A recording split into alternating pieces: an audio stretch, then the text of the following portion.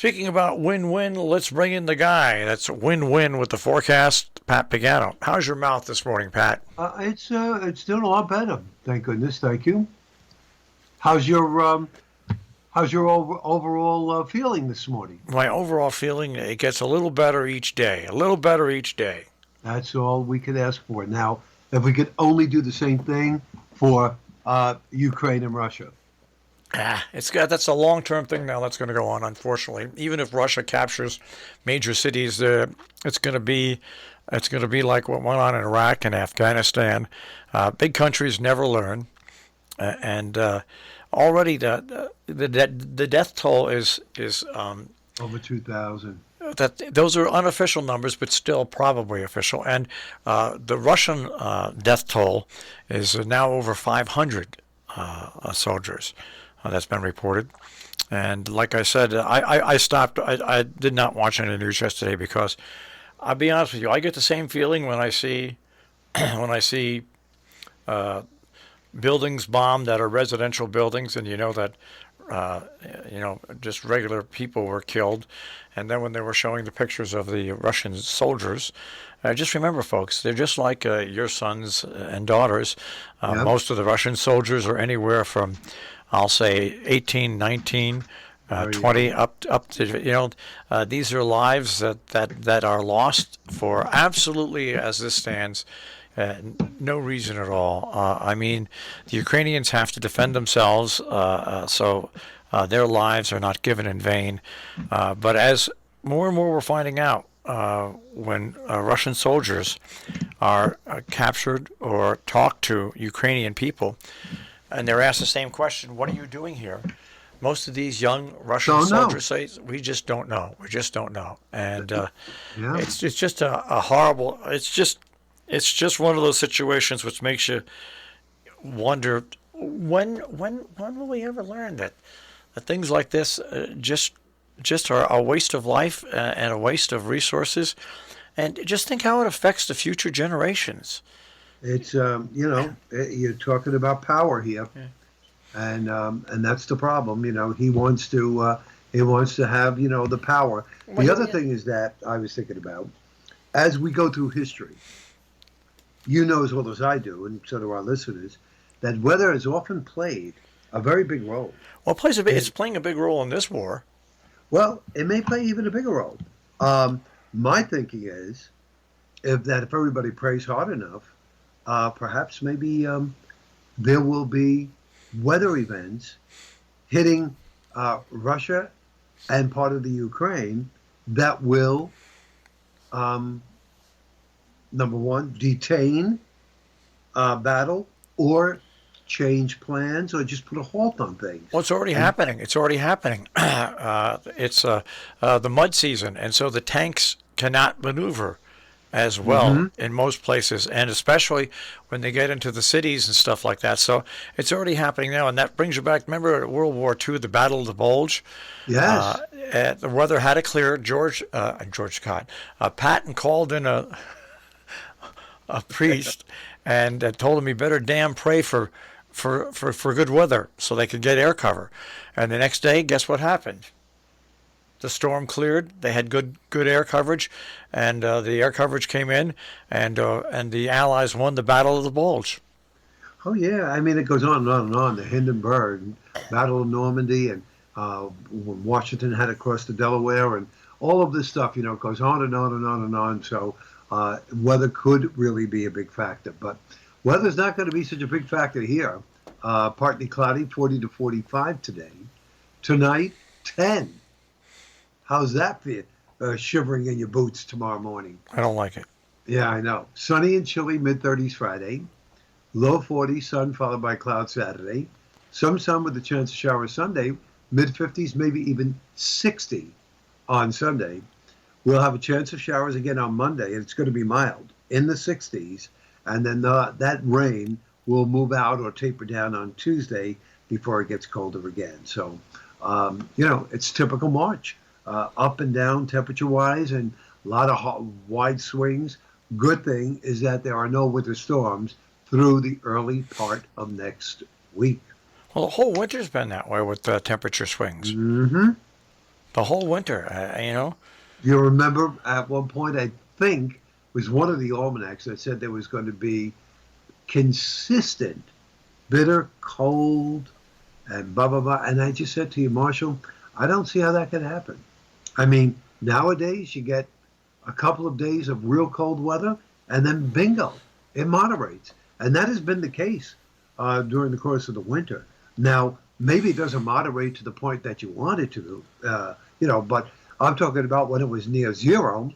You had a couple of days of that, and then it moderated, and the temperatures were in the teens and 20s, and then back down to the single numbers again. But it certainly wasn't consistent like it was years ago. Years ago, there were times when I remember in New York City, they didn't break the freezing mark for like over 3 weeks. Yeah. Pipes were breaking, and all sorts of things like that. But you just don't get that anymore. No, it's variable. It goes up and down, in and out, over and around, and it makes life horrible, especially for meteorologists. Oh yeah, this has been a rough winter. There hasn't been one storm really that was easy to call in advance. Not one. All of them had their little twists and and and this and that. And and the wind's still not out of the woods. I told you that I thought this was going to be a pretty screwy March, and we're only 3 days into it, so you can't judge by the 3 days. But down along the lines, like I've been looking at the middle part of the month. I think the middle part of the month is going to be very hairy, very hairy. So get ready. Get ready, Marshall. I'm getting ready. Hey, I know I'm getting older. I know that. But the commercials, have you noticed the bizarre commercials that are on television nowadays, whether it's streaming or whether it's actually on-air television? Yeah. I mean, first of all, I thought with the enrollment gone by, we'd be done with these commercials for health plans. But no, now they've moved on from the regular health plans to the additional health plans that you can buy to tack on. So those commercials are on like every 5 minutes or so. And you get all these washed up, what's this with all these washed up celebrities now doing commercials? Oh yeah. Well, some of them are not wash-ups. What about what's his name? Jason Bateman from Ozark. Look at all the commercials he's doing. But you've got guys like Jimmy Walker, you got Joe Namath, you've got you got all these people.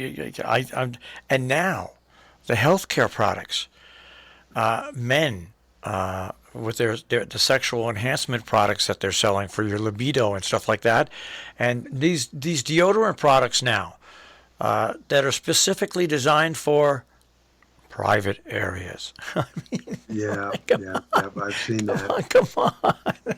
I know. Well, you know what it is too. You got to remember that the last 2 years with COVID, more and more people have been spending time home.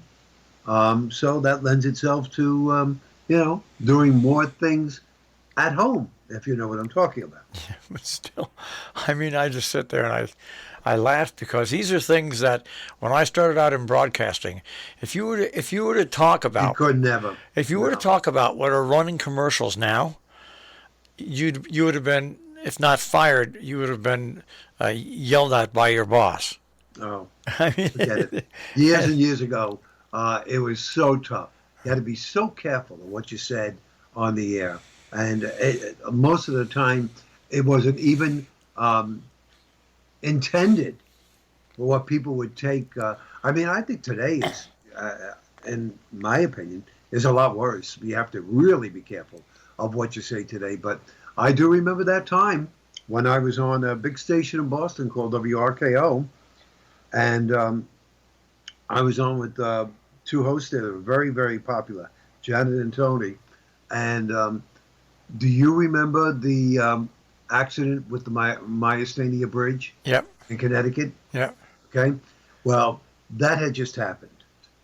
But they were talking about Rose Kennedy's birthday on the Cape. Now, of course, this is Boston, folks. It's Massachusetts, and they were talking about, and they said, "Hey, Pat, after work, are you going to come with us to Rose's birthday?" And of course, it was on Nantucket or something like that.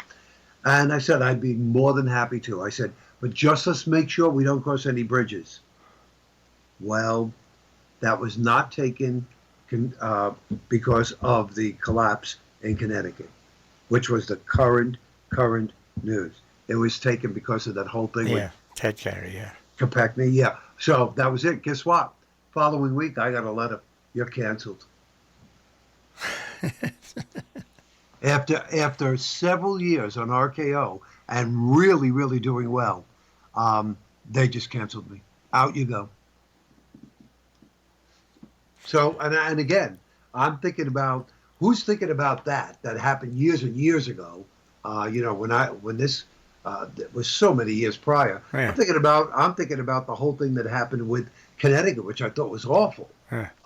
And that was on my mind. So that's what. And they asked me to come back on the air and explain it, and I did, but that didn't hold any weight at all because the following week I got a certified letter. You're canceled. Out. Gone.